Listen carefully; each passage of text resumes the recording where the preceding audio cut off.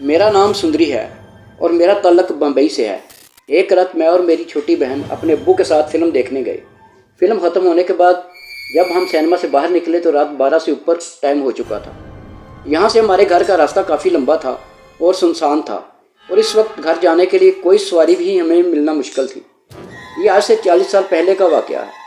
मैं और मेरे अब्बू और बहन के साथ पैदल ही घर की तरफ चल पड़े।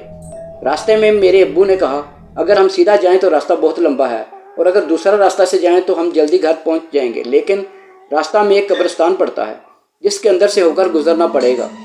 थोड़ा सोचने के बाद हमने फैसला किया कि हम कब्रिस्तान वाले रास्ते से जाएंगे, और हम भगवान का नाम लेकर इस तरफ चल पड़े।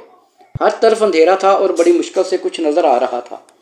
ऊपर से कुत्तों के भौंकने की आवाज़ों से दहशतनाक मंजर था।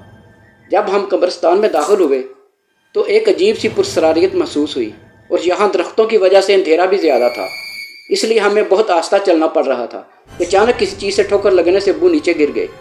हम अब्बू को उठाने के लिए झुके तो देखा वो एक टूटी हुई बहुत पुरानी कब्र थी। इस पर एक नाम की तख्ती लगी हुई थी जो पुरानी होने की वजह से टूटी हुई थी, और उस पर लिखा नाम भी आधा मिट चुका था। मैंने और मेरे अब्बू ने उठकर कहा कि हमने जानबूझकर ऐसा नहीं किया, इसलिए हमें माफ़ करना, और हम आगे चल पड़े।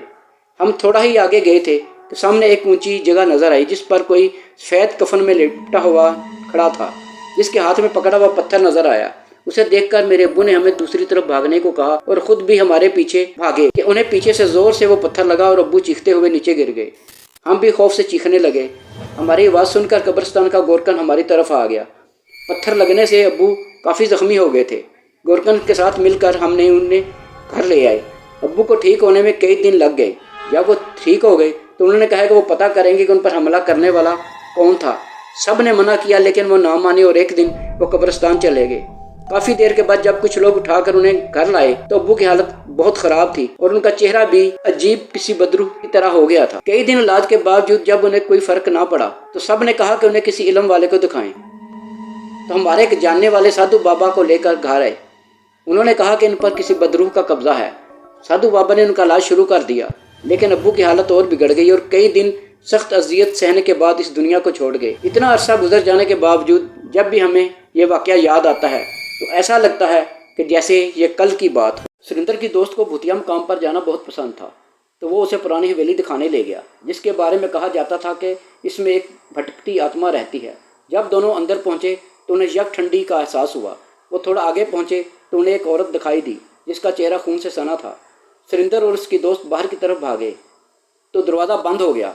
वह औरत इनकी तरफ बढ़ी और उन्हें बोली कि तुम मेरी इजाज़त के बगैर अंदर क्यों आए, और फिर उनकी लाशें मिली। कहा जाता है कि वो आत्मा आज भी इस हवेली में भटक रही है। एक छोटे गांव के बच्चों को स्कूल ले जाने वाली पीली बस अचानक रातों को दिखने लगी, लेकिन ड्राइवर की सीट खाली थी और बस अपने आप चलती थी। एक रात किशोर और इसके 4 दोस्तों ने इसका पीछा किया। बस उन्हें एक सुनसान जंगल में ले गई और अचानक रुक गई। उन्होंने बस के अंदर झांका तो उन्होंने देखा कि बस के अंदर खौफनाक भूतिया चेहरों वाले बच्चे बैठे थे।